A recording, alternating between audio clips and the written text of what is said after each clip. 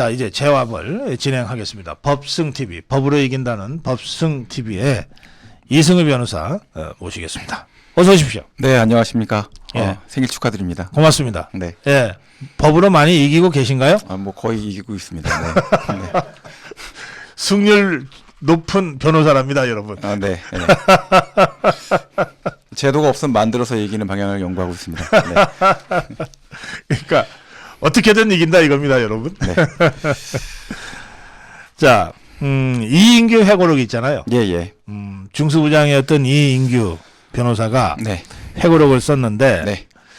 어느 정도 신빙성이 있다고 보셨습니까? 저는 신빙성은 높다라고 생각했습니다. 예. 예, 신빙성은 높은데, 뭐 제 개인적인 의견을 좀 말씀드린다고 네. 한다면, 하필 지금이냐. 네, 이런 생각이 좀 많이 들었고요. 네. 할 거라고 해서 폭발력을 좀 크게 하실 거라고 했으면 문재인 대통령 재임 시에 아하. 하셨어야 될 것 아닌가. 왜 이제서 하는? 예, 이제서 하느냐. 예. 좀 약간 제 생각에는 바람직한 부분인가 이런 생각이 좀 많이 들었고요. 오히려 윤석열 정부의 정치적 갈등 요소를 높여서 이런 갈등 요소 자체로 굉장히 국정에 부담을 주는 이런 행동이 되지 않을까. 네. 또 더더군다나 지금 이재명 대표가 여러 가지 범죄 사실 가지고 문제되고 있지 않습니까? 네. 이 와중에 사실은 친문, 친명 서로 간에 어떻게 보면 정파적으로 개파 갈등이 예. 진행 중일 텐데 이렇게 돼버리면 사실은 적들의 입장을 서로 합칠 수 있게끔 도와주려는 의도로 쓰신 건지 네. 제가 도대체 이걸 잘 모르겠고 그다음에 검사 후배들한테 도움이 되도록 해주고 싶다라는 게 머릿말로 들어가 있다고 하시는데 네. 뭐 어떤 부분을 도움을 주시려고 하시는 건지 잘 모르겠습니다. 네, 그래서 또 더더군다나 검사는 이 수사를 했던 입장이고요. 네. 수사한 어떤 내용들을 이렇게 회고를 한다라고 하는 방식이 과연 타당한 것인지 네. 네. 겨우 지난 20년 정도 안팎에 있는 사건을 네. 이렇게 공개를 해서 뭐 10년 정도 좀 넘었죠. 15년쯤 네, 됐습니다. 그 정도 예. 된 사건을 이렇게 공개적으로 살아있는 분들도 다 있는 상태에서 문제를 꺼내게 되면 그 여파를 본인은 전혀 관여가 없으실 거고 지명도는 올라가시고 인지도는 올라가시고 유명해지시긴 하겠지만 네네. 남아있는 분들이 그 문제 처리하느냐고 앞으로 발생될 여러 이 분쟁 상황을 도대체 어쩌시려고 이런 글을 공개를 하신 것인지 전 개인적으로 좀 이해가 안 됩니다. 알겠습니다. 네. 예. 자, 이제 그 이인규 변호사가 왜 이제 와서야 이런 내용을 예. 했는가에 대한 좀 아쉬움이 있다는 말씀을 하셨고, 네네. 그러나 그와 별도로 네. 이인규 변호사가 회고록에서 쓴 내용은 상당한 신빙성이 있다고 신빙성이 본다. 있다고 생각합니다. 예, 그건 왜 그렇습니까? 실제 그 내용 자체에 담은 그 수사를 담당했던 그 중수부장 입장에서 네. 썼던 내용이고 뭐 사자 명예훼손이라든지 여러 가지 그 명예훼손적 발언에 대한 시비가 네. 붙었을 때 그것으로 인한 문제들 자체를 고민하지 않고 글을 썼을 것이다라고 생각하지는 않습니다. 이제 그런데 이 문제에 대해서는 충분히 자기 검증을 하셨을 것이다라는 생각을 하면서도 네네. 그 문제에 대해서는 결국은 아직 사실관계, 그러니까 법적인 확정 단계로 못 나간 네. 이 수사가 종결돼서 사실은 미진한 상태로 남아있는 네. 그래서 정치적으로는 상당히 부담이 있고 실제로 사실로서는 확정할 수 없는 상태 네. 이런 문제를 지금 갑자기 판도라의 상자를 여는 것처럼 열어버린 형태가 돼버렸습니다. 이렇게 되면 결국은 갑론을박을 법정에서 따져서 사실 확정 문제로 매듭 지을 수가 없고요. 네. 결과적으로는 이 문제에 대해서는 뭐 계속 액자를 씌워서 서로 프레임 싸움하는 형태로 싸우게 될 텐데 네. 자, 이것을 이렇게 공개를 해놓으신 거에 대해서는 제가 그 이인규 전 검사님 중수부장님의 후배로서 또 연수원 나온 후배로서 상당히 이것은 좀 법조인으로서 해서는 안 되는 일이 아닌가라고 생각합니다. 알겠습니다. 자, 그런데 지금 이 이인규 회고록에 뭐 내용이 굉장히 많습니다만 네. 뭐 저희가 정치적으로 관심 갖는 부분은 이제 두 군데인 것 같아요. 일단 예. 우선 이제 노무현과 관련된 부분입니다. 네, 네. 그 노무현이 그 시계 받은 거를 인정하면서 예. 쪽팔리니까 좀 그거 좀 빼달라. 네, 네. 뭐 갖다 버렸다. 네. 뭐 이런 대목들이 나오지 않습니까? 네. 그동안 이제 이 종북 좌파들이 끊임없이 이 논두렁 시계를 언론에 흘려서 노무현에게 상처를 줘갖고 노무현을 죽음에 이르게 했다. 이렇게 공격을 했는데 예. 이게 이제 그게 사실이다. 노무현이 시계를 받은 게 사실이다. 뭐 권양숙을 통해서 받았건 뭘 통해서 받았건. 네. 그리고 그거를 갖다 버렸다. 논두렁인지 아닌지는 몰라도. 네, 네. 그리고 그거를 사건 기록에서 빼달라고 부탁했다. 쪽팔리니까. 네, 네. 이게 이제 이인규의 주장 아닙니까? 네, 예, 네. 그 부분은 사실인 것 같습니까? 뭐 제가 그 내용 구체적인 문제까지 진위를 평가할 수 있는 그런 능력이 있는 사람은 아니다라고 생각합니다. 다만 네. 그 정도의 파급력이 있는 사실관계를 공개할 때는 네. 자신이 있는 상태이기 때문에 공개할 수 있을 것이다라고 저는 생각을 하고요. 네. 저는 뭐 그 당시의 구체적인 진술 상황 이런 것들을 고려해 봤을 때, 네. 피의 사실 자체가 전혀 허위였다라고 했다면 노무현 대통령 전 대통령 성격상 뭐 그렇게 극단적인 결론을 내리실 필요가 있었을까라는 생각을 끝까지 합니다. 법정에서 다투지. 당연히 그러셨을 것이다 네. 생각합니다. 왜냐하면 변호사로서 네. 문재인 전 대통령하고 비교될 수 없을 정도로 유능한 변호인이었고 사실 국가 시대 정신을 어떻게 보면 투영했던 그런 사랑받는 법조인이었습니다. 그렇기 때문에 본인이 결백함을 확신하고 있었다 또는 믿고 있었다라고 하는 상태 때문에 그렇게 끌려가는 형태로 변론이나 본인의 주장들 자체가 대국민 어떤 의사표현 하나도 없이 진행될 수 있었겠는가라는 생각을 합니다. 이제 그런 점에 있어서는 그것은 신뢰할 수 있는 정도의 진술이다라고 생각하지만 당시의 사건에서 이제 돌아가신 후에 여러 가지 정치적인 고려를 해서 네. 사건을 더 이상 진행하지 않고 덮었고 현재 이제 권양숙 전 여사도 그 문제와 관련돼서는 수사 선상에 오르지도 않은 형태로 네. 사건을 마무리했던 부분이 있습니다. 네. 사실 그렇게 이인규 중수부장께서 생각하셨으면 당시에 아무리 그런 상황이 발생됐다 하더라도 권양숙 씨 불러서 조사하고 형사처벌까지 가셨어야 되는 것이지 이제 와서 이런 식으로 공개하시는 거는 비겁하다라고 생각합니다. 네. 이제 노무현이 극단적 선택을 한 후에 네. 검찰은 이제 그 공소권 없음입니까? 네네. 그걸로 이제 노무현에 대한 수사를 더 마무리했는데 이상 진행할 수가 없죠. 네, 형사처벌을 할 종결을 수가 없죠. 네. 그런데 그 시점에 네. 권양숙이나 노건호 등에 대해서는 수사가 가능했다는 거죠. 그렇죠. 그리고 계속 했었어야 된다는 예, 거죠. 그거 부분에 대해서 수사하지 않았고 정치적인 부담을 생각해서 네. 사안을 그대로 덮었습니다. 근데 이제 와서 이걸 공개하면 도대체 어떻게 하자는 겁니까? 전 이해를 못 하겠습니다. 알겠습니다. 네. 그런데 이제 노무현과 그 가족들, 네. 권양숙, 노건호 입장에서는 네네. 이인규의 주장이 조금이라도 거짓이라면 예. 그러면 이제 사자 명예훼손과 또 살아있는 권양숙과 노건호 등에 대한 예. 직접적인 명예훼손에 해당된다라고 보지 않겠어요? 예. 이거 그냥 참고 넘어갈 사람들이 아닌 것 같은데. 네. 자, 이 문제에 대해서는 제가 조금 욕을 먹더라도 좀 설명을 좀 드려야 될 것 같습니다. 예.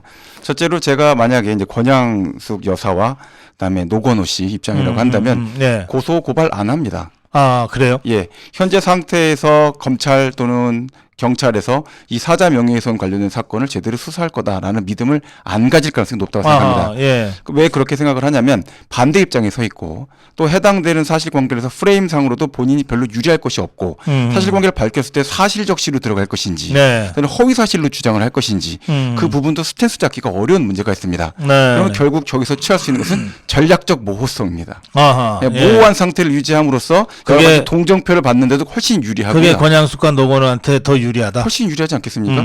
그 진위를 밝혀서 실제 그와 같은 사실관계에 관련해서 권양숙 여사가 어떤 문제가 관여가 돼서 결국은 노무현 대통령을 잃게 됐다라는 사실을 명확하게 사실관계로 정리하게 되는 상태까지 간다.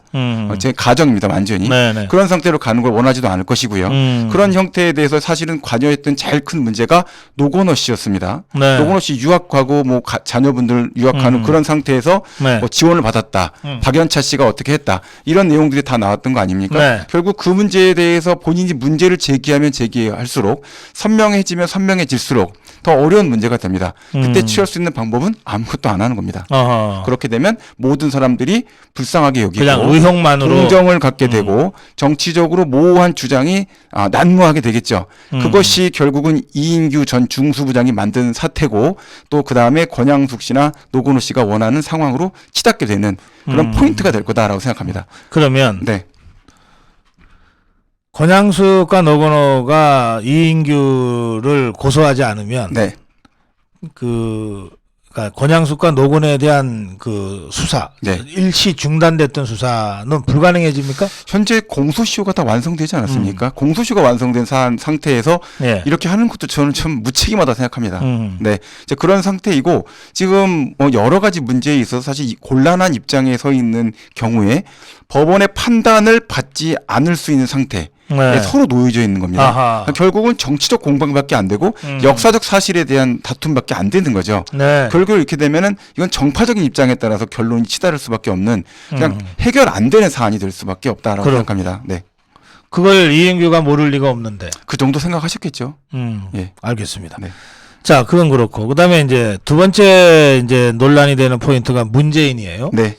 그 이인규는 문재인을 무능하고 무책임한 네. 이렇게 이제 규정했어요. 네네. 그러면 문재인한테도 굉장한 그 이 모욕 아닙니까? 네네. 명예훼손이고. 네. 근데 문재인은 또 왜 가만히 있습니까? 제가 이제 문재인 대통령이 변호사로서 얼마큼 능력이 있는지는 사실 모릅니다. 왜냐하면 노무현 대통령 같은 경우에는 예. 변호사로서 굉장히 능력이 있는 법조인이었고 네. 시대 감각이 굉장히 뛰어난 법조인이다라고 저는 느꼈고 네. 많이 좀 그 관련된 사안들도 많이 접했습니다. 하지만 문재인 대통령이 정말 그 정도로 감각이 있는 변호인이었는지 그건 저도 잘 모릅니다. 그만큼 우리가 따라갈 만한 법조인이다라고 배운 바도 없었고 대통령이 되시기 전까지도 법조계에서 어느 정도 역량을 갖고 있는 분인지에 대한 문제에 대해서는 사실 많은 얘기를 듣지는 못했습니다. 네네. 그것은 노무현 전 대통령과 극명히 대립되는 대조되는 그런 부분이다라고 생각이 됩니다. 아, 그러면은 무능하다고 하는 게 특별히 욕은 아니네요. 원래 무능한 자한테 무능하다고 했으면. 검사 입장에서 봤을 때 이제 무능하다고 보일 수 있는 부분은 있다고 생각합니다. 네. 그렇지만 이제 한 가지 생각을 하셔야 될 것은 변호사라는 것은 변호사라는 존재는 근본적으로 피의자인 그 의뢰인 네. 본인의 의향에 굉장히 영향을 받을 수밖에 없습니다. 그러겠죠. 동력도 거기서 나오고 모든 동기도 그쪽에서 나옵니다. 네. 변호사는 기술적으로 대응을 해주고 전략적으로 대응을 해줄 수는 있지만 그 동기 자체를 만들어줄 수는 없습니다. 네. 노무현 대통령 본인이 수사와 관련돼서 적극적인 의견 표명이나 사실관계 전개를 원하지 않았다라고 한다면 문재인 전 대통령이 아무리 유능한 변호인이었다 하더라도 할수 있는 게 의견서를 별로 없다? 수천 장, 수만 장 쓸 수도 없고 한 장도 쓸 수 없을 수도 있습니다. 근데 그거를 검사 입장에서 일방적으로 매도하는 표현으로 보이기도 해서 그게 과연 객관적인 표현인가라는 점에 대해서는 조금 우려가 있습니다.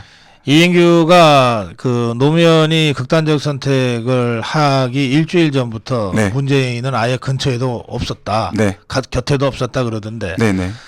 문재인이 노무현의 그 담당 변호사였던 거 아니에요. 여러 명의 변호사가 있을 경우에 그 중에 선임 변호사를 뭐라고 부릅니까? 뭐 그렇게 부르는 그런 특별한 개념은 없는데요. 예. 일단 주 변호사 이렇게 부릅니까? 뭐 이제 미국 같으면 이제 퍼스트 체어라고 부르고 세컨드 예. 체어 이렇게 해갖고 네. 순위를 매겨서 하고요. 그 중에 전체를 대표하는 이제 뭐 대표자 자격상으로 가장 이제 이 의사 표현을 하는 대리인이다 이렇게 표현을 할 수는 있습니다.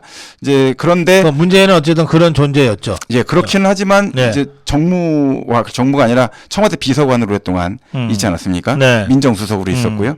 그 과정에서 사실은 변호사로서의 능력은 한 5년간 거의 상실했다라고 보시면 됩니다. 그러니까 정무적 감각만 남은 거죠.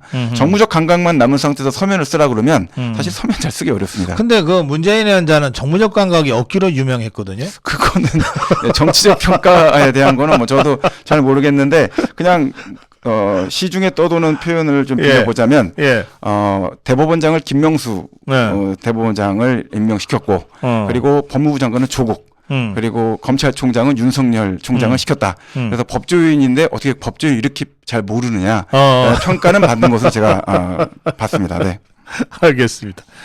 그러면 아까 권양숙과 노건호 입장에서는 소를 제기하지 않는 것, 전략적 모호성을 유지하는 거가 그들에게는 최선이다. 분리할 때는 사실은 선명해지지 않는 게 좋습니다. 그렇죠. 그러면 문재인도 그렇습니까? 마찬가지 입장이라고 생각합니다. 네. 먼저 이 문제를 제기해서 그 시비를 가린다. 예를 들어서 마지막 10일 동안에 문재인 전 대통령이 노무현 대통령 근처에 없었다. 이게 만약에 사실관계로 드러나거나 법적 공방으로 치닫게 되면 네. 그 치명타는 사실은 이인규 전 중수부장이 입는 게 아닙니다. 음. 그걸 오히려 노린 걸 수도 있고요. 네, 예, 네. 그런 측면이기 때문에 전략적으로 말려 들어가는 형태가 될 수도 있죠. 장기적으로 갔을 때는 정치적 쟁점이 아니라 법적 쟁점으로 넘어서서 사실관계상의 배신자 낙인이 찍힐 수도 있겠죠. 자, 그런 문제가 있기 때문에 이 프레임 안으로 들어가지 않으려면 오로지 선택할 수 있는 방법은 입 닫고 있는 아무것도 거. 하지 않는 전략을 취할 가능성이 높다라고 생각합니다. 알겠어요. 자, 그런데 한 가지 이제 우리 이승우 변호사는 이기는 승률이 높은 변호사시니까 네, 변호사가 이제 의뢰인하고 그냥 법률적인 그 조언과 조력을 해주는 것이긴 하지만 네네, 사건을 이기기 위해서 네. 하다 보면 그 인간에 대해서도 이제 깊이 이해하게 되고 예. 그러잖아요. 예, 또 예. 정서적 교감도 생기게 되고 예, 그렇습니다. 그러다 보면 이 의뢰인의 심리 상태도 계속해서 변호사로서 체크를 해야 되잖아요. 당연합니다. 그런데 이제 노무현이 극단적 선택을 했어요. 네, 그리고 이제 그 퍼스트 체어 예, 의 역할을 예, 이 문재인이가 했습니다. 예. 그런데 극단적 선택을 했다면 뭔가 징후가 있었을 거고 심리적 당연히 동료가 있었겠죠. 있었을 건데 있었죠. 이거를 가족이 포착하지 못하더라도 변호사는 포착할 수 있다고 저는 생각하거든요. 예, 그렇습니다. 특히 노무현과 문재인의 관계라면 굉장히 가까운 관계라고 네, 했으니까요. 평생 동지, 평생 친구 네, 그렇잖아요. 그렇습니다.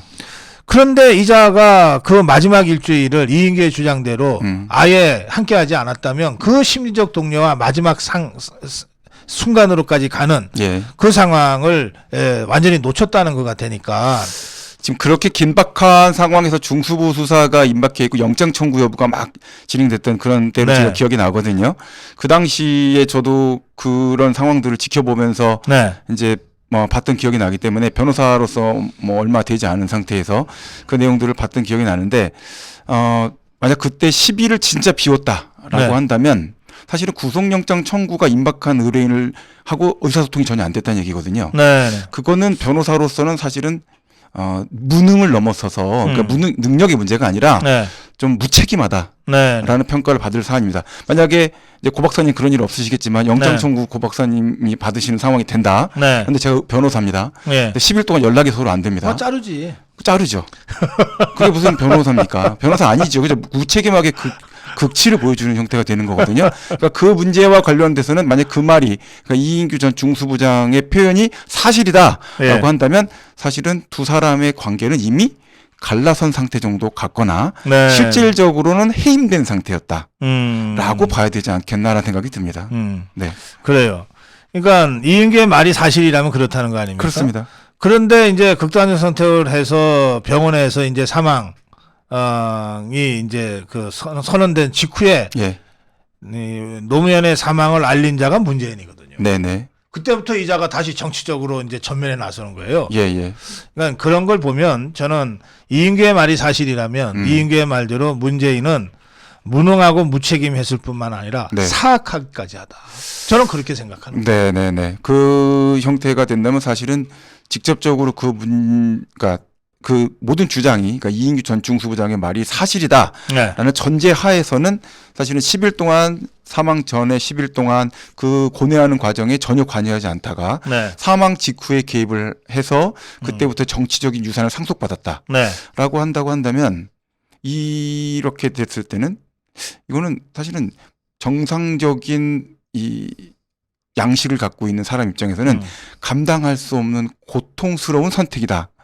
또는 그렇게 하려고 할 때는 정말 많은 것을 인간적으로는 포기하고 내려놓아야지만 가능한 상태가 되지 않을까. 그 순간부터 모든 것이 굉장히 공허해지지 않을까. 이 수십 년의 어떤 우정이라든지 그래요. 동료 관계를 다 포기해야 되는 문제가 되지 않을까. 뭐 이런 생각이 듭니다. 우리 이승우 변호사님 아주 완곡하게 표현하시느라고 애를 쓰시는데 네. 제가 전문용어로 표현하면 인간이기를 포기해야 그런 짓을 할 수 있다 이런 뜻입니다. 네. 예, 그 순간 문재인이는 인간이기를 포기했다. 예, 그렇게 해석할 수밖에 없는 정황이다. 네. 예, 이런 뜻입니다. 자, 뭐 노무현 문재인 얘기는 이쯤 하겠습니다. 예, 스테파니아님이 지금 우리 이승우 변호사의 해설을 들으시면서 이인규의 해고록 집필, 신격화된 노무현의 본래 모습을 국민들에게 알리고 싶었던 것이 팩트 아닌가 싶습니다. 네, 이렇게 예, 예. 의견을 주셨습니다. 좀 더 빨리 주셨어도 좋을 것 같습니다. 예, 조금 늦은 감이 있어서 제가 말씀드린 겁니다. 네. 그렇죠. 네. 예. 자, 그리고 많은 분들이 제 생일 문자를 보내시는데 제가 일일이 답변을 못 드린다 그랬더니 안강주님이 그냥 엄지척 하나면 된대요. 자, 엄지척 하겠습니다, 여러분. 예, 양해해 주십시오. 박광아님이 본부장님 사무실 주소 좀 부탁합니다 그랬는데 예, 주소 좀 올려주십시오. 예, 아 주셨군요. 예, 그래요. 자, 이제 이재명 얘기로 좀 가겠습니다. 네. 참, 그 전에,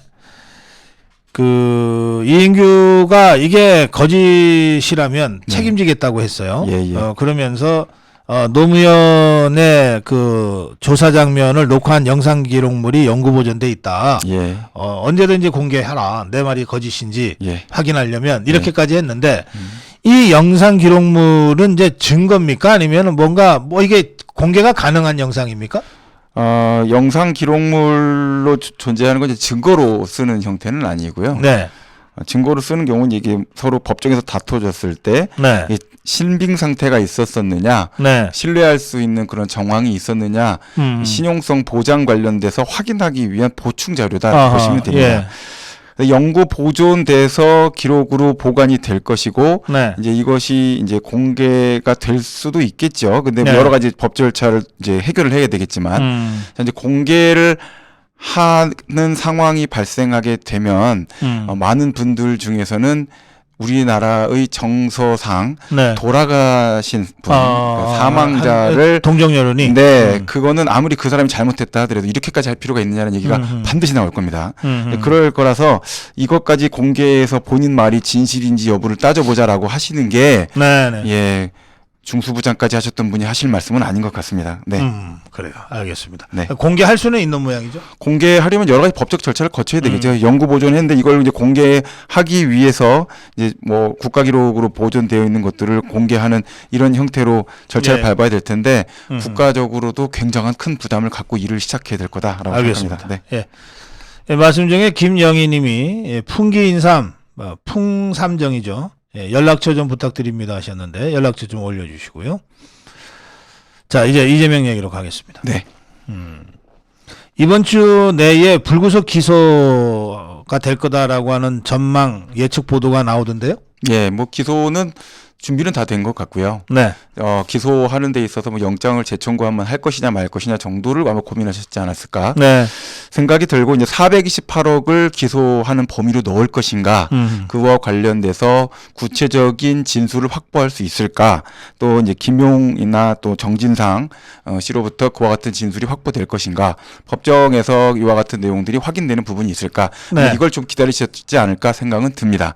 나머지 혐의 관련해서 뭐 성남 FC 관련된 내용이나 네. 대장동과 관련된 뭐 백현동 관련된 네. 문제들 이제 정리가 이미 다 됐고 이미 기사상으로도 보면 이 검찰에서 보통 이제 언론에다 주는 자료들이 얼마큼 정리가 잘 돼 있는지를 기사를 통해서 다 확인하실 수 있을 겁니다. 예. 그 정도로 혐의 사실 부분들은 뭐 이미 정돈이 다 돼 있고 공소장 작성도 거의 완성 단계에 있다라고 저는 생각이 듭니다. 네. 이제 그와 같은 상태이기 때문에 불구속 기소 형태로 자리를 잡을 것으로 보이고 영장 재청구 관련해서는 전국에 한 번 더 부담을 줄 것이냐 말 것이냐를 고민하시는 정도 수준이 될 것 같고 예. 이 문제 관련해서는 재판이 상당히 길어질 가능성이 높지 않겠습니까? 네. 네. 뭐 궁극적으로는 자칫 잘못하면 뭐 얘기 나오는 거는 뭐 이재명 대표가 옥중 공천을 할 거다 뭐 이런 얘기도 초유의 일이 벌어질 수도 있다 이런 얘기도 있고 네. 또 더 나아가서는 뭐 여당 입장에서는 내년도까지 이재명 대표가 계속 공천권을 행사하는 것이 굉장히 뭐 효자 노릇을 해줄 수도 있을 것 같다 뭐 이런 얘기도 나오고 있는 판국이어서 이 내용 관련해서는 조금 지켜보시고 공소사실 내용 정리는 저는 확실히 끝났을 것으로 보고 이제 공소 시기만 지금 알겠어요. 조율하는 것으로 생각합니다. 이 428억과 관련해서는 이제 그 보완이 필요하다고 이제 검찰이 판단해서 뺀 거 아니겠어요? 그렇습니다. 근데 이 문제 관련해서는 역시 김만배가 입을 닫고 있는 게 제일 큰 건가요? 제가 생각할 때는 이 문제에 관련해서 이제 최근 그 한겨레였던 것 같은데요. 네. 박영수 특검에 대한 수사가 예. 급물살을 탈 것 같다 이런 식의 기사가 있었습니다. 네네. 실제 50억 클럽 관련된 문제가 해결이 돼야 김만배의 입이 열리지 않겠는가라는 네. 생각이 들고요. 아하. 그 입이 열리게 되는 순간 사실은 판도라의 상자가 열릴 거라 저는 생각을 봅니다. 이렇게 되기 때문에 결국은 박영수 전 특검에 대한 수사 이것이 얼마큼 속도를 붙이느냐에 따라서 네. 428억에 대한 공소 제기에 대한 거 추가 기소 네. 이 문제가 이제 바로 불을 붙일 것이다라고 생각을 합니다. 그 박영수에 대한 수사는 어떻게 느껴지십니까? 지금 수사를 하는 그 내용들이 언론에 살짝 나왔는데요. 아마 그것도 취재를 한 것이 한겨레인 것을 봐서는 구체적으로 수사에 대한 속도를 붙이는 쪽으로 수사팀에서 노력을 하고 있다라는 생각이 들었습니다. 네네. 그리고 지금 제가 생각할 때는 이 50억과 관련된 그 특검 뿐만 아니라 50억 클럽에 대한 수사, 그다음에 추가적인 그 곽상도 씨에 대한 이제 항소심 절차 네. 이 두 가지가 해결이 안 되고 나면 결국은 국민적 의혹은 크게 남게 됩니다. 해당되는 50억 클럽 300억 정도의 돈이 흘러갔다라는 정황이 있고 진술들이 구체적으로 있어 보이는데 네. 이 부분 관련돼서는 아무것도 조사가 되지 않고 또 일부는 오히려 면죄부를 받은 형태로 끝났다라고 하게 되면은 과연 428억을 이재명이 받은 것이냐 아니면 50억 클럽이 나눠 가진 거냐 아하, 예. 김만배 더하기 50억 클럽이냐 아니면 이재명 더하기 김만배냐 알 수가 없다 이런 형태에 대한 오리무중 상태에 남는 부분이 남게 될 것이라서 네네. 이 점을 명확하게 정리하겠다는 의지를 갖고 수사팀이 움직인다라고 생각이 듭니다. 알겠습니다. 네. 예. 그 유동규가 지금 네. 그 연일 법정에서 아주 큰 일을 해주고 있는데 네네네. 그 아예 뭐 재판정에서 그 돈 전달하는 것을 뭐 시연하기도 하고 막 이러잖아요. 그리고 판사가 구체적으로 또 물어보기도 하고 그랬다는데. 네네. 그래서 다들 이제 이번에 아시게 됐을 거예요. 5만 원권 2억이면은 4kg이 나가는구나. 뭐 이런 거. 예. 지금 이제 가장 좀 염려되는 부분은 돈 전달에 대한 구체적인 방식이나 장소와 관련된 거, 또 그 당시에 뭐 담배를 피웠는지, 예. 뭐 어디서 했는지 이런 것들을 선명하게 설명을 하고 있는 점은 굉장히 좋고, 예, 유동규의 진술이 예, 증거와 관련된 신빙성을 높이는 데 있어서 진술로서도 굉장히 의미가 있다라고 생각합니다. 다만 문제는 그렇게까지 기억을 선명하게 갖고 있다고 한다면 날짜를 특정하려는 노력이 좀 더 있어야 되는 것이 아닌가. 그 점을 재판부도 계속 좀 의문을 갖고 있는 것 같고요. 그래요? 예, 그 점이 상당한 어떤 이제 신빙성 판단의 약점으로 작동할 수도 있을 것 같다. 지금 날짜를 특정하지 않고 뭐 7월 말쯤 뭐 이런 식입니까? 네네 그렇게 이제 하는 건데 가장 좀 크게 지금 지적당하는 부분과 관련해서 네. 그 돈을 요구했는데 김만배한테 돈을 요구했는데 거절당했다라는 시점을 물어보니까 2020년 4월 5월 경이었다 이렇게 얘기를 했단 4월 말입니다. 경이다. 네. 그러니까 재판부에서 물어본 내용이 야 2020년 7월 16일 날 대법원 판결이 그때서 나와서 확정이 됐는데 네가 뭘 한다고 대통령 경선 관련된 자금을 김만배도 요청을 하냐 이렇게 물어보니까 경선 자금 꺼냈던 얘기를 듣고 나서는 시점이 좀 명확치 않은 것 같긴 한데 봄은 좀 지났던 것 같다 이렇게 얘기를 했습니다. 네, 이렇게 네. 얘기했는데 저는 이 얘기를 보면서 유동규 씨 증언 자체가 좀 더 정확하게 정리가 되면은 좋을 것 같다 이렇게 생각을 했는데 왜 그러냐면 이미 대법원 판결 관련돼서 유리하게 판결 표결이 될 것 같다라는 네. 형태에 대한 걸 알고 있었을 수도 있지 않습니까? 그렇죠. 예, 그런 그렇죠. 상태에 예. 있었다고 한다면 판결 선고 나기 전에 미리 준비를 해도 된다. 그렇죠. 라는 사인이 네. 왔을 수도 있다라고 생각이 됩니다. 근데 그거는 보충적으로 뭔가 정황적인 얘기가 되는 거라서 이것도 결국은 50억 클럽 문제가 됩니다. 그러네요. 네, 예. 그렇기 때문에 김만배와 예. 권순일 간에 예, 그렇습니다. 예. 그 내용에 대한 뉘앙스를 유동규 씨가 전부 다 파악하고 있었을 것 같지는 않은데 네. 당시에 요청받고 가서 돈 좀 구해와라 라고 하는 이야기를 들었던 게 봄은 좀 지났을 때 그러니까 보통 4, 5월 되면 덥지 않습니까? 네. 그래서 봄에서 여름으로 넘어가는 느낌을 들게끔 하는 게 2020년도 뭐 이 정도 여름 넘어가는 4월, 5월 그러니까 그런 기억은 틀릴 것이 아닐 것 같은데 네. 재판부에서는 지금 딱 벌써 7월 16일 판결 선고 났는데 판결 선고 나기 전에 사안을 먼저 사전 예측했다는 게 말이 안 되지 않느냐. 네. 경선 자금 얘기를 꺼낼 그런 뭐 계제가 아니지 않느냐. 네. 이렇게 딱 딱 태클을 걸었습니다. 결국 이런 내용들에 대해서는 검찰에서도 파악을 하고 있을 것이고 결국 50억 클럽에 대한 수사가 제대로 되지 않고서는 이 문제에 대해서 진술상의 신빙성이 붕괴될 수도 있다. 아하. 이런 걱정을 저는 할 것이다라고 생각합니다. 아, 검찰 쪽에서 그렇습니다. 예, 예, 알겠습니다. 그런가 하면 이제 정민용이가 네. 뭐 김용희가 그 유동규 유원홀딩스라는 사무실에 왔다가 네네. 갔는데 네. 자기가 갖다 준 1억이 김용희 나간 다음에 보니까 없더라. 네네. 뭐 자기가 갖다 준 쇼핑백 검은색 쇼핑백을 김용희가 들고 가는 것 같더라. 뭐 이런 식의 진술을 한단 말이에요. 예. 그러면 그동안은 주로 유동규의 진술에 의거해서 네네. 이 돈 갖다 준 것들이 쭉 이제 공방이 있었는데 정민영의 이런 진술은 상당히 그 힘을 보태주는 결과가 되겠네요. 예, 그렇습니다. 진술 자체가 이제 주 진술을 내서 요건 사실을 직접 뒷받침하는 진술이 이제 유동규 씨 입에서 나가는 네. 거고요. 그 내용 관련해서 정황적 신용성을 보강시키는 정황 증거로서의 진술이 정민용 씨 같은 증언이 나오게 되면 예. 뒷받침을 바치게 되는 거죠. 이제 이렇게 됐을 때는 이 내용 관련해서 법원에서 이와 같은 사실을 인정하지 않으려고 한다면 네. 하나하나 내용들을 이제 제껴야 되는 형태가 되는 것이고 저는 이제 이 점에 있어서 사실은 이제 반드시 좀 관철돼야 될 문제라고 저는 생각해서 최근에 굉장히 관심을 갖고 이야기하는 부분이 법원에서 1심 판결을 선고를 하면 네. 헌법 109조는 판결과 심리를 공개하라고 하고 있습니다. 예. 그거는 법원에 대한 헌법의 명령이죠. 네. 이 내용에 대해서 법원이 지키질 않습니다. 아, 그래요? 1심 판결 곽상도 판결문을 보셨습니까? 판결문을 진짜 공개를 안 하네. 대한민국 판결문 공개 안 하는 게 굉장히 큰 병입니다. 판결문을 판사가 썼으면 무조건 공개를 해야죠. 그리고 개인정보보호법 관련된 문제라고 해서 막을 수 있는 것도 아닙니다. 네. 재판 가겠다는 얘기는 뭡니까? 원고 피고 돼서 국가 돈으로 판단 받아보고 공개된 법정에서 따져보겠다는 얘기한 겁니다. 네, 다 취재가 스스로 다 가능한데. 포기한 거거든요. 사생활 비밀까지. 그런 상태에서 개인적으로 치명적인 주민등록번호나 주소 같은 거 공개 안 하고 사실관계 다 공개해야 됩니다. 그걸 공개 안 하고서는 법원을 무슨 수로 통제를 합니까? 대법원장이 그거를 개인적으로 통제한다고요? 불가능한 얘기 아닙니까?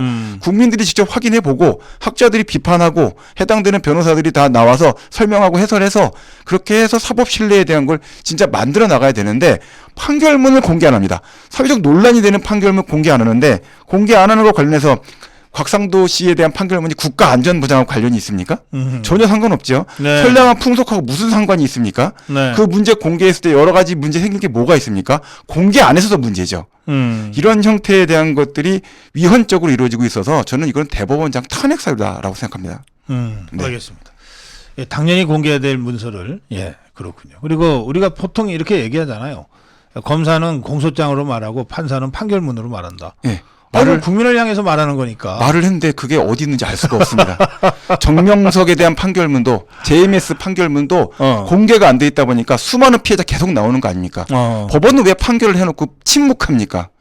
잘못됐다 생각합니다. 알겠습니다. 네. 자, 바다보냐스키님이 또 제 생일 축하 슈퍼챗을 하셨군요. 고맙습니다. 자, 이제 이재명 얘기 또 다른 얘기로 가겠습니다. 이게 지금 이제 선거법 위반은 이제 허위사실 공표로 재판이 진행 중이잖아요. 그렇습니다. 이게 이제 제일 먼저 끝나는 재판 아니겠습니까? 그렇습니다. 이건 언제쯤 끝납니까? 저는 이번 여름에 끝나지 않을까 생각합니다. 여름에? 네. 여기에 이제 거짓말했다고 하는 게 두 건 아닙니까? 네네. 고 김문기 씨 몰랐다. 네. 그다음에 백현동 건교부의 압박에 의해서 어쩔 수 없이 했다. 협박이라 그랬죠. 협박에 의해서. 네네. 네, 이건데 예. 주로 이 김문기 씨 몰랐다 부분이 지금 논의가 많이 됩니다. 네네. 우선 저 이재명 측이라고 하니까 변호사가 법정에서 주장한 거죠. 네네. 김문기랑 눈을 마주치지 않았기 때문에 누군지 기억하지 못한다. 네. 그러니까 눈을 안 보는 사람은 사람을 기억 못한다는 이런 주장인데 이거는 말이 안 되는 소리입니다. 눈을 안 보고 이야기하시는 분들 많습니다. 거짓말 잘하시는 분들 중에 눈 안 보고 얘기하시는 분들 많죠. 허공 보고 얘기하시고 딴청 부리면서 이야기하고 모른 척하면서 이야기하는 분들 많죠. 네. 눈을 마주치지 않았다 그럼 선글라스 끼고 만난 사람들은 서로 모르는 사람입니다. 그럼 말도 안 되는 소리를 변호인이 주장하는 거는 설득력이 없다고 그 생각하고 변호인 맞는지 한번 확인할 필요가 이런 사람도 변호사 뭐 사실이 이건 뭐건 통과했을 거 아니에요. 변호사 맞죠. 네, 변호사 맞습니다. 근데 변호사들도 지금 이제 우리나라 변호사가 영국 싱크탱크에서 발표를 했는데 법조인 순위, 사법 신뢰 지수 167개국 중에 155입니다. 근데 뭐 낙제 받았는데 뭐 거기 변호사 수준 저도 포함해서 아주 극히 반성하고 있고요. 이런 네. 네. 좀. 제가 개인적으로 뭐 이런 표현 별로 안 좋아하지만 쪽팔려서 이제 말을 못 하겠습니다. 네. 예. 하여튼 눈을 마주치지 않아서 누군지 기억 못한다. 참 이거 정말 아주 신박한 변명입니다. 네. 그 증거 숨기기에 능한 게 한국 변호사입니다. 아하, 네. 예. 그래서 국내에서는 통하거든요. 네. 해외 나가면 디스커버리라는 제도가 있습니다. 네, 이렇게 네. 하다가 깐죽거리다가는 예. 엄청 세게 두드려 맞죠.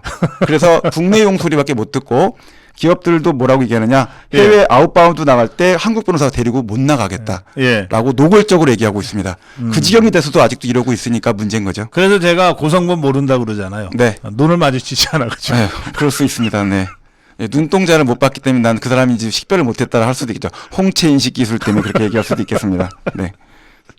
참 이런 자들이 이게 참 하여튼 그래요. 근데 이제 유동규는 이제 이렇게 황당한 주장을 하니까 구체적인 증거를 이제 갖다 들이미는데 네. 이인용 카트를 타고 김문기가 이재명을 보좌하려고 직접 몰았다. 예. 예. 그런데 이재명은 눈을 마주치지 않아서 몰랐다. 예, 눈을 안 볼 수도 있죠. 예전에 그 기억 안 나시면 노룩 패스 뭐 이런 거? 노룩. 예, 그러니까 안 보고선 할 수도 있습니다. 사람 부릴 때 사람 취급 안 하고 부렸을 수도 있죠. 그 이번에 돌아가신 분도 뭐라 표현했습니까?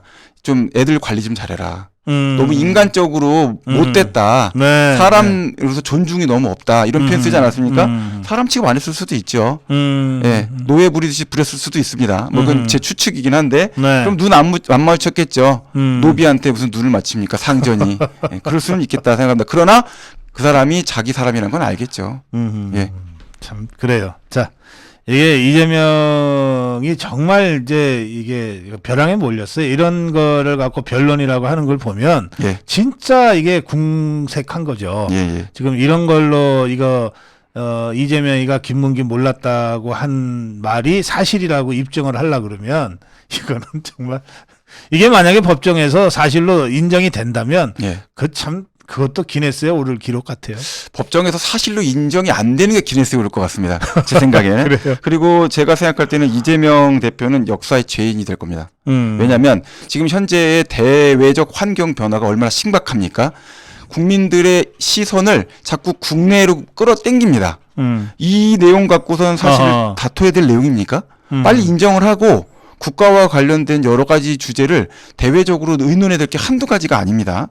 이재명 대표가 지나간 자리를 12년 동안 지나간 자리를 보십시오. 성남시 8년, 경기도 4년, 그리고 대통령 선거. 그 자리 지나가는 데마다 진짜 대한민국 꿈꾸었던 게 뭔지 모르겠지만 분쟁과 포연이 가득합니다. 도대체 뭐를 위해서 대통령 되려고 했던 거고 무엇을 위해서 경기도지사를 했으며 성남시장 사는 8년 동안 도대체 무엇을 위해서 달린 겁니까? 그런 형태의 분이 이 문제와 관련해서 대통령이 돼서 대한민국 전체를 이끌겠다. 대한민국 전체를 아주 전쟁통이 될 수밖에 없는 포연이 가득한 그와 같은 미래로 이끌려고 하는 게 목적입니까? 도저히 이해를 못하겠습니다. 네.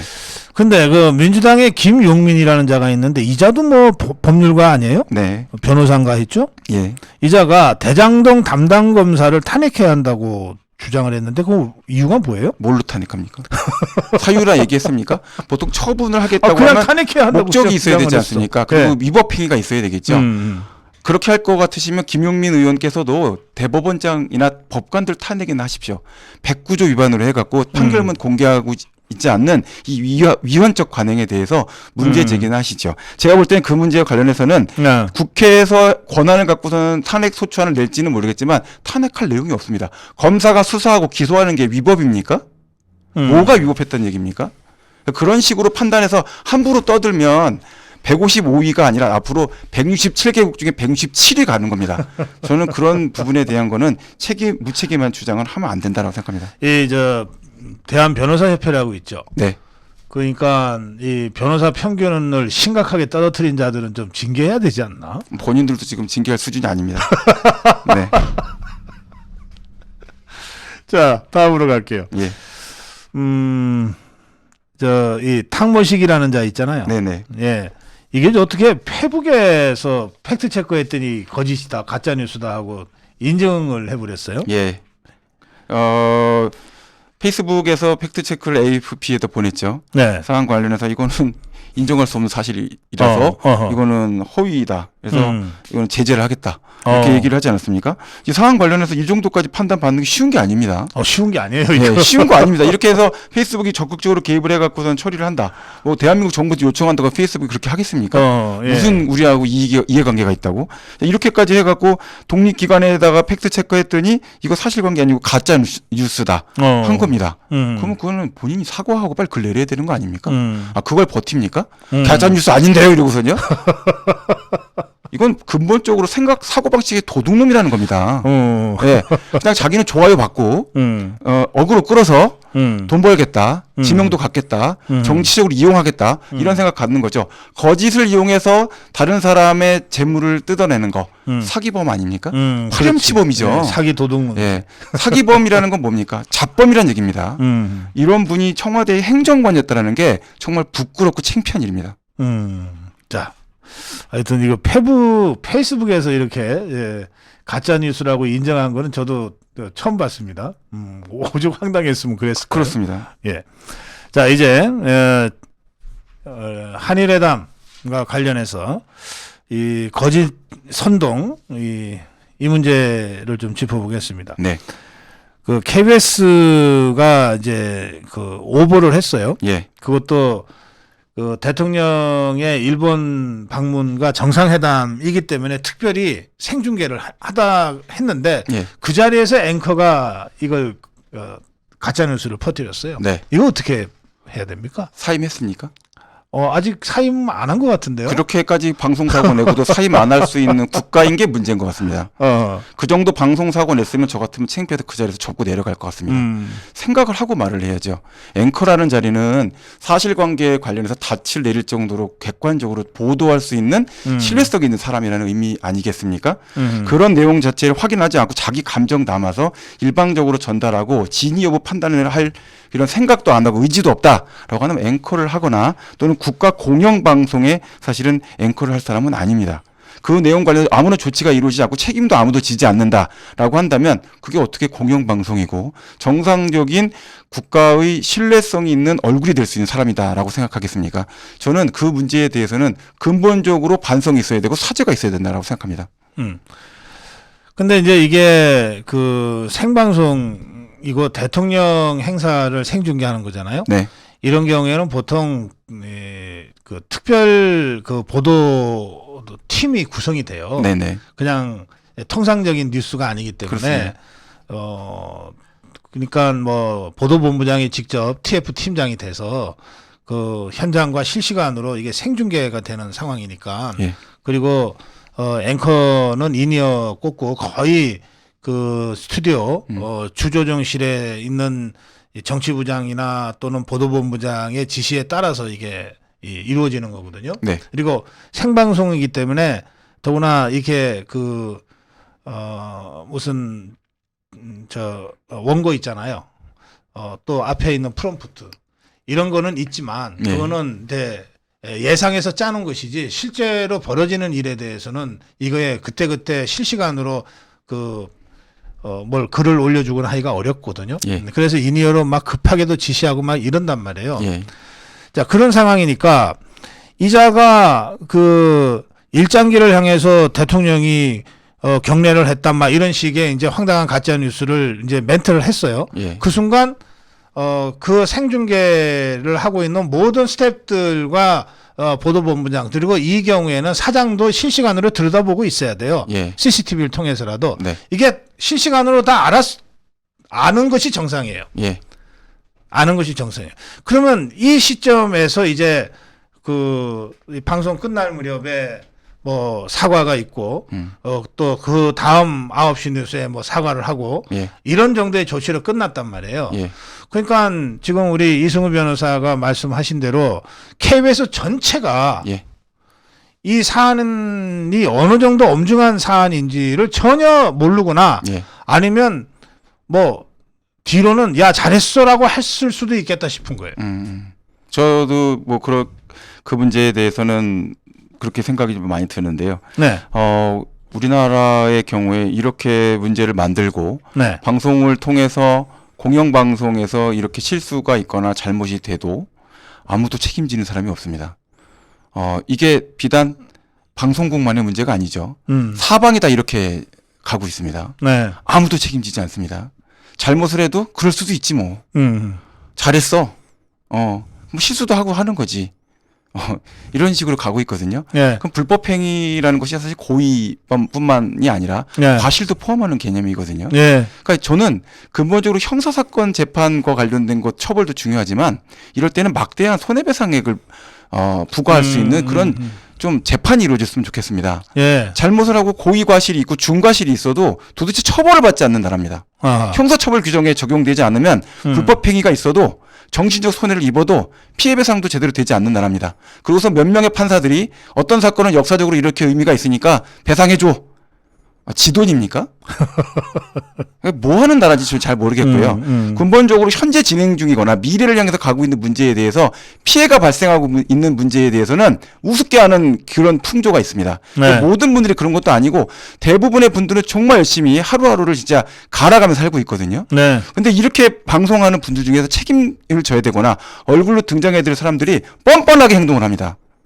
굉장히 분노해야 될 문제라고 생각하고요. 이런 사람들은 형사적인 문제를 못한다 하더라도 민사적인 배상 책임을 지게끔 하거나 최소한 KBS에서 한국방송공사에서 이 앵커 본인의 실수다 또는 그 지휘감독상의 문제가 있다라고 해놓고 문책해야 되는 거 아닙니까? 문책도 할지 못하는 그런 조직이 무슨 방송을 합니까? 그래요. 이거는 그 앵커 본인에 대한 문책뿐만 아니라 아까 제가 이런 경우에 통상적으로 어떻게 KBS가 아니라 뭐 종편도 마찬가지예요. 어떻게 움직이는지를 설명했잖아요. 이거는 사장 그리고 보도본부장이 직접 책임져야 될 정도의 이게 그렇죠. 사고입니다. 예. 예, 이자들이 어떻게 책임을 지는지는 앞으로 좀 지켜보기로 하고요. 예. 또 우리 서울시의회의 이종배 시의원 있잖아요. 이 KBS를 방통위원회에 진정을 제기했어요. 예. 예, 그래서 이것도 좀 이제 그 KBS가 자체적으로 어떻게 징계하는가와 관계없이 예. 진정 상황을 지켜봐야 되는데 우리 이성우 변호사는 이 부분 법정 제재가 가능한 사안입니까? 법정 제재가 될지는 좀 더 따져봐야 될 것 같다 네. 생각이 듭니다. 방송통신위원회에서 행정처분으로 제재를 하게 되면 여러 가지 문제가 또 소송으로 가게 될 가능성이 높거든요. 네. 이게 이제 가장 큰 문제가 터졌을 때 당사자 본인이 잘못한 부분을 인정하고 사죄를 하면 네. 사안은 빨리 끝납니다. 가령해서 학교 폭력 문제도 네. 당사자 학생 본인과 학부모가 잘못한 부분을 인정을 하고 네. 또는 가해자 피해자 사이에서 서로 간에 화해를 하고 의논해서 문제를 가라앉히게 되면 사실 사회적으로 비용을 쓰지 않아도 쉽게 문제가 정리가 될 수 있습니다. 그런데 이 문제에 대해서 잘못한 앵커나 또는 관계되는 내용에 대해서 한국방송공사 내부의 어떤 자율적인 판단이나 의사 정리는 없고 이 문제에 대해서 외부 기관인 방송통신위원회가 개입을 하게 되면 이것은 경직된 판단을 부를 수밖에 없습니다. 경직된 판단을 부르게 되면 결국 그것은 법원으로 가게 될 것이고요. 네. 법원은 법 요건에 해당되는 사실관계가 존재하느냐 아니냐를 가지고 싸울 텐데 불행히도 우리나라는 이 소송 구조상으로 한국방송통신공사가 문제에 대한 어떤 기관상의 책임을 질 것이고 네. 앵커 본인은 행정처분과 관련된 아무런 책임도 지지 않을 겁니다. 하하, 예. 이렇게 되면 사실은 잘못은 엉뚱한 놈이 다 해놓고 소송은 다른 엉뚱한 사람들이 서로 치고받아야 되는 문제가 되고 책임 소재도 엉뚱한 예. 사람이 지게 되는 문제가 됩니다. 아하. 이거는 정말 잘못된 구조를 만드는 거죠. 이 내부에 대한 이런 여러 가지 징계나 제재를 할 수 있는 수단을 만들어 주는 것 자체가 네, 필요하다 생각이 되고 저는 이런 이야기를 접할 때마다 정말 대한민국 안에 힘이 있고 영향력이 있는 사람들 중에서 이 정파적인 입장에 서갖고 무책임하고 정말 뻔뻔하고 이런 분들이 있어서 대다수의 국민들이 하루하루 피를 토하는구나 라는 생각이 듭니다. 그 뻔뻔하다 그러니까 갑자기 김방희가 생각이 나네. 예, 왜요? 음주운전으로 전과가 3개인가 4개인가 그러고 그걸로 감옥까지 갔다 온 자가 예. KBS 라디오를 진행을 뭐 10년 가까이 하다가 예. 아무도 문제도 제기 안 하고 본인도 창피하거나 쪽팔려 하지도 않고 예. 신전대협 청년들이 문제 제기하자마자 제가 사실이 그랬습니다. 그리고 도망가 버렸어요. 그런 일이 있었습니까? 네. 예. 아니 진짜 어떻게 이렇게 뻔뻔하지? 예. 그러니까 자나깨나 불조심도 있지만 이게 너무 당당하고 뻔뻔한 분을 보시면 잘 좀 체크해 보실 필요가 있습니다. 네. 저는 그렇게 생각합니다. 네. 예, 오늘 우리 이성우 변호사 재화벌 진행하다 보니까 어느덧 마무리할 시간이 다 됐습니다. 네. 박미라님이 박사님 축하드립니다 하고 또 슈퍼챗을 하셨습니다. 고맙습니다. 자, 마무리 한 말씀 해주시겠습니까? 네. 제가 오늘 그 초등학교에 아들이 입학을 해서 학교 설명회를 다녀왔습니다. 예. 그래서 이제 학교 운영위원도 뽑고요. 또 학교 학부모 대표도 선출하는 뭐 이런 일들이 있었는데요. 많은 젊은 분들이 참여를 하시려고 노력을 하시더라고요. 내년 총선입니다. 저번에도 한번 말씀드렸죠. 정책 아젠다는 국회의원이 꼭 만들어야 되는 것도 아니고요. 정부 정책은 어떻게 보면 국민들이 만드는 거라고 생각합니다. 네. 고 박사님도 그런 걸 만들기 위해서 정치 평론을 하신다 저는 생각을 하고요.